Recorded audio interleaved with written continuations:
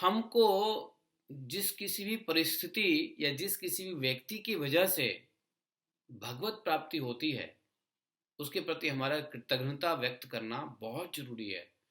यदि यह काम नहीं किया तो महापाप है। ये अकृतज्ञता एक पाप है, अपराध है।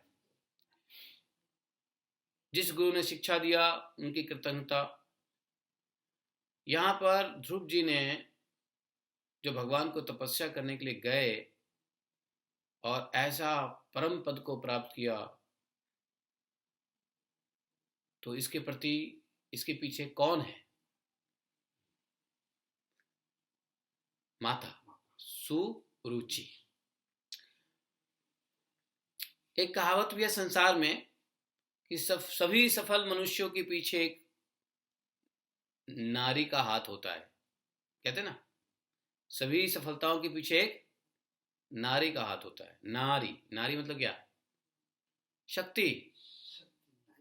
बिना शक्ति के कैसे सफल होगे? तो शक्ति का रूप है क्या? नारी तो है ही शक्ति, नारी शक्ति।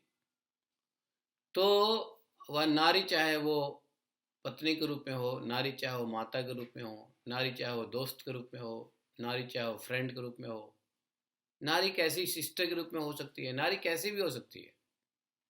लेकिन व्यक्ति के जीवन में कुछ पाने के लिए, चाहे अच्छी चीज पाओ या बुरी चीज पाओ, उस सब के पीछे नारी होती है। भाई व्यक्ति अच्छी चीज भी पाता है, बुरी चीज भी पाता है, परम पद को भी पाता है, अधम पद को भी पाता है, नरक को भी पाता है, स्वर्ग को भी पाता है। सभी के पीछे एक नारी शक्ति का रहता है, किसी न किसी रूप में। देख लो, किसी न किसी रूप में रहेगा। समझे? ध्रुव महाराज जी की माता सुरुचि की वजह से, बेशक माता ने डांट फटकार के कहा था, वो माता जी ने ईर्ष्या में कहा था, डाह में कहा था, नहीं कहा तो था। वो भी एक शक्ति है। तो यहां पर ध्रुव जी एक ऐसे भगवान के भक्त हुए जिन्होंने इतनी शीघ्रता से भगवान की भक्ति प्राप्त करी, भगवान को प्राप्त कर लिया। इतनी शीघ्रता में 6 महीने के अंदर में ही, ना तो पहले किसी ने भगवान को पाया था और न ही आगे की कोई ऐसा व्यक्ति है जो 6 महीने में ही भगवान को प्राप्त कर लिया हो। आप लोग याद है कि किसी ने 6 महीने से पहले ही पा लिया होगा? ऐसे बिरले होते हैं। और उसका कारण वो समझते हैं माता सुरुचि है, और इसलिए सुरुचि के उद्धार के लिए भगवान से प्रार्थना नहीं किया। ये मिसिंग हो गया ध्रुव जी से। इसलिए जो है हम लोग को भी कृतार्थ रहनी चाहिए, क्योंकि जानते हो जीव अकेला कुछ नहीं कर सकता है, और एक दूसरे के प्रयास से ही जीव अपना पालन भी करता है। वैसे कहते तो भगवान पालन करते हैं, लेकिन भगवान भी डायरेक्ट रूप से थोड़ी ना आते हैं। तो वेद में इसके लिए एक शब्द है, एक वाक्य है, जीवः जीवस्य जीवनम। क्या? जीवः जीवस्य जीवनम। जीव जीव का ही जीवन है। इसको दो तरीके से लोग समझते हैं। जो मायावाद है उसको समझते हैं कि जीवः जीवस्य जीवनम अर्थात एक जीव को जिंदा रहना है तो दूसरे जीव को नुकसान करना है। ये भी सही है, एक जीव को जिंदा रहना है तो दूसरे जीव का नुकसान पहुंचाना है। जीवा जीवस्य जीवनम, इस संसार में ये फैक्ट है कि ये संसार चलती ही है, एक जीव दूसरे जीव को खाता है। बिना खाए हुए रह नहीं सकता है, जीव जीव को बिना खाए नहीं रह सकता है। एक ऐसा दुनिया बनाया, बड़ा मिरेकल, मतलब क्या साइंस क्रिएट किया भगवान ने। हाँ, बिना जीव जीव को बिना खाए हुए जिंदा नहीं रह सकता है। जिंदा रहने के लिए कुछ तो खाना पड़ेगा, तो जीव खाओगे क्यों? शाकाहारी लोग भी जीव नहीं खाता है भाई। पेड़ पौधे क्या है ना?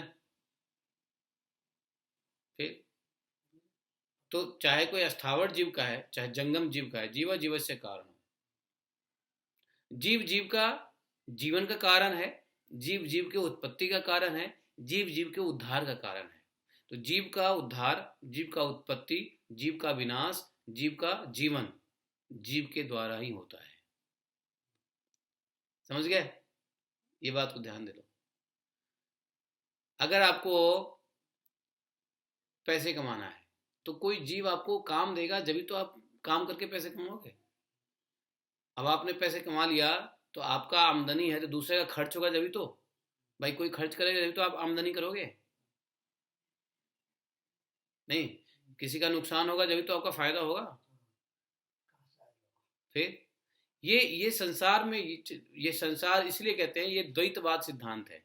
अद्वैत से कुछ नहीं होता, द्वैतवाद सिद्धांत है। Plus and minus.